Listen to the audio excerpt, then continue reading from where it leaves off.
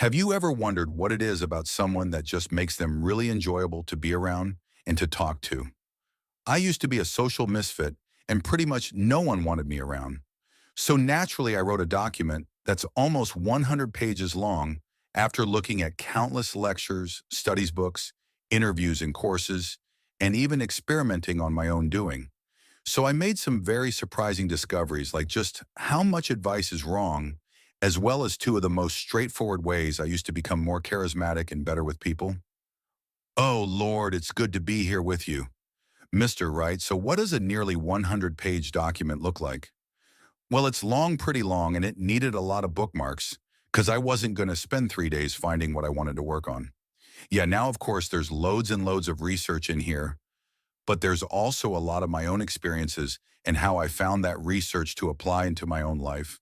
Working in pretty much only customer service for the past 2 or 3 years made it very easy to practice my social skills, I would say now. I'm fairly charismatic. I mean, I strike up conversations with completely random people, and the document was a big help. And in it, I found out what worked and what didn't. And it was all thanks to the one big realization that I made. I wasn't always super swag and super cool. I used to be awful with people. I had barely any friends in high school, and I didn't get invited to most things. I got cut off a lot, and no one listened to me. I felt anxious and lonely, and I had basically no self-esteem. It was bad, right? Going to the shops for me was like climbing Mount Everest for an ant with one leg.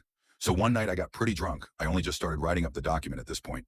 So my social skills were only just starting to get better. I was hanging out with this guy that I worked with. Let's just call him Tom.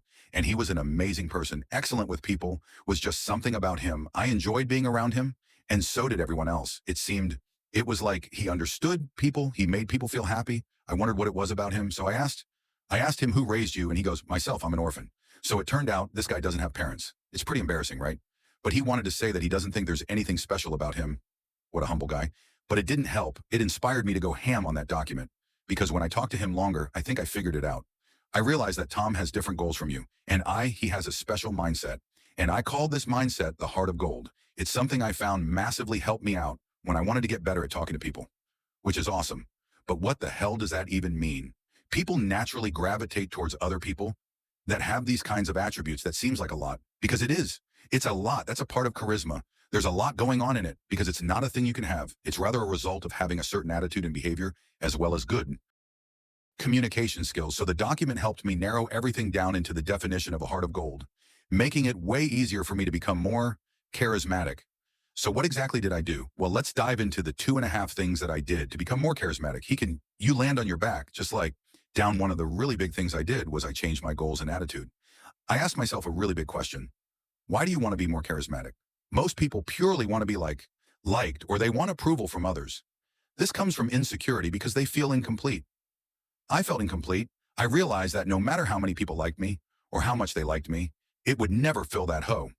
And with that as my main goal, I would have gotten nowhere. I'd be like a donkey with a carrot in front of it. So then I asked myself another question. What is the point in trying to be liked if I'm not even enjoying the conversations I'm having? Why don't I just talk to others to have fun? Why don't I just chill out? Who cares if they don't like me? How could they hate me if I just wanted to have a good time? That was a really effective goal that I found that Tom had. But what does a fun conversation look like? And how do you even get that we go day by day, battling life on our own with barely anyone to talk to us? But there are people out there that make it better and dramatically easier just by being there. But how I thought that just listening to people was enough. But I realized that people don't want me to just listen to them. That's rude. They want me to understand them. That's what listening is about. But that's when I came across something called active listening, which is a way of listening to someone, which basically makes almost everything better. It's something that you can practice too. I got really good at doing this thanks to a guy called K.L. Rogers. I should make a video about this. Maybe what if I already have?